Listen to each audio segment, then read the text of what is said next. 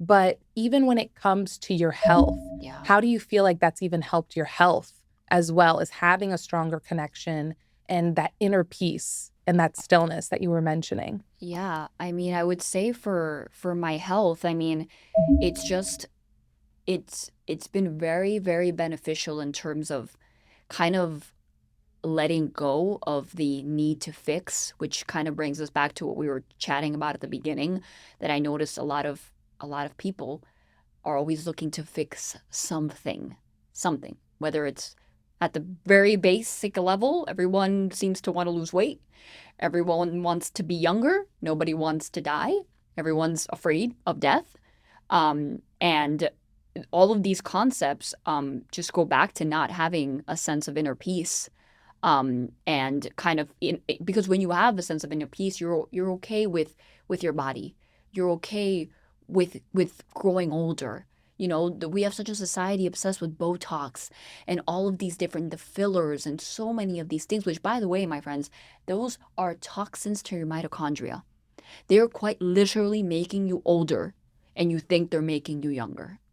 And it is just so backwards. And for me, just letting go of the idea of control and having to control everything, but instead going to the word, which I engage with daily, and kind of reading something and even just the most basic one for me, be still and let God, is just so important because I'm like, ah, I don't have to figure this out. I don't need to run to this functional medicine doctor that's going to draw 67 labs and this other doctor that's telling me I got to do a 7-part elimination diet, or the influencer was telling me I have to go find a hyperbaric oxygen chamber to renew my cells. I'm like, oh, actually, maybe I'm going to be okay if I just lean into the faith that I will be okay if I just stop trying to control everything.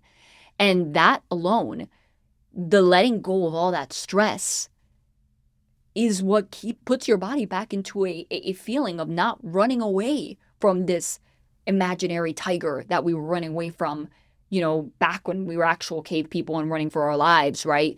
It's that feeling of fight or flight. When you're stressed, that's what your body's in, fight or flight.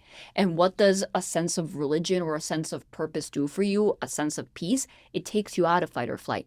It puts you into parasympathetic. And in that moment, you can start to heal and you realize you don't actually need the 67 labs or the 7 supplements every morning or the AG1 powder.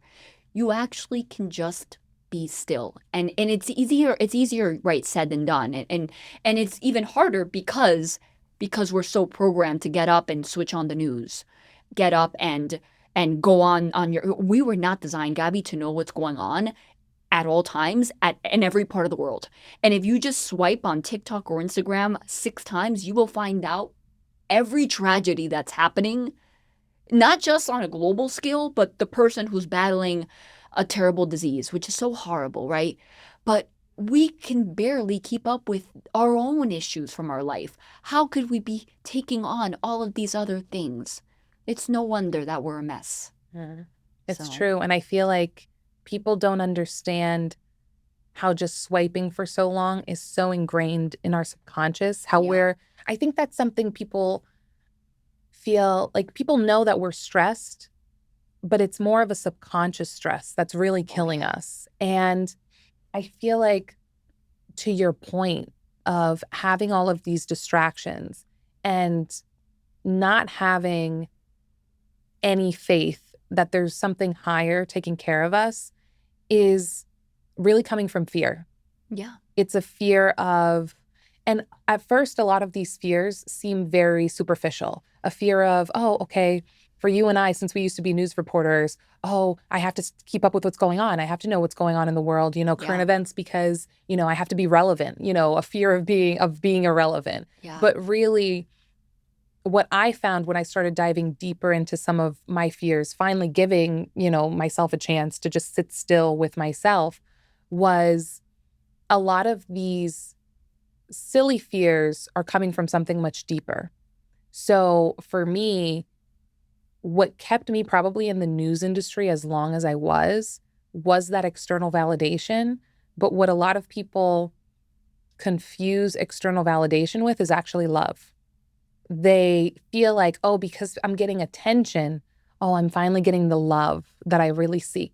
And it's not just love that people are seeking from a significant other. I think the love that they're really seeking is from something that's higher, is from something that's up above, that's really helping them in a more spiritual sense, and Yeah, not necessarily the love that you get from your friends, from your family, which these are all important things. These are a part of life. And of I do course. believe that they're important, Yeah. but you're not going to be getting love in the type of way that you need from every person in your life all the time, Yeah. which is also why I feel like people need some sort of connection to the creator in order to really be able to sustain that. And I believe it even says in the Bible, do not live in fear if you're with me. Yeah. Because and that's the thing is, because I grew up in a very Christian household, whenever I see people in my family who are very fearful of things, I know they're not living the word of God. Yeah.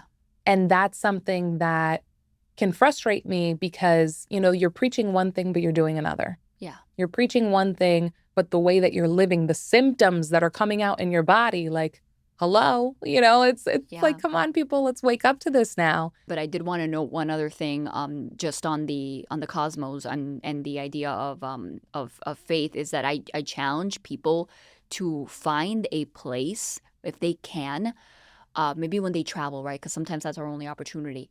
A place that doesn't have so much light pollution, because one of the biggest reasons that I also believe that we don't think there's something bigger than us is because I don't know if people ever really sit under a night sky and the ability to see all of the cosmos up, the stars, and all of the beauty. It really leaves you in awe if you ever go to upstate New York. Or I recently traveled to Arizona and I went to Flagstaff where they have an observation deck. It's actually on top of a building and you sit. It's actually really neat. The seats are warmed up. It's the Lowell Observatory if anybody goes out there, and you look up and the entire sky, they have no light pollution, Gab. They have a whole radius where you can't have any LEDs. Everything is red lit there. All the bulbs, everything. So you look up and you just see this magnificent sky. And humans don't see that anymore because we have so much light pollution. So, what is there to be in awe about? What is there to wonder about? Of course the TV looks better. I mean, look at the beauty of the Western Woman podcast, the logo here, these stars. If we had the ability to see that every night, how could you not think there's something more in the universe? That's the all that we're missing. And again, the light story, it's being destroyed by light. And you don't have the ability to wonder who created this? How did we get here? Whatever you want to believe. So I just wanted to touch on that because when you really see a beautiful night sky, that's another thing that to me changes a lot.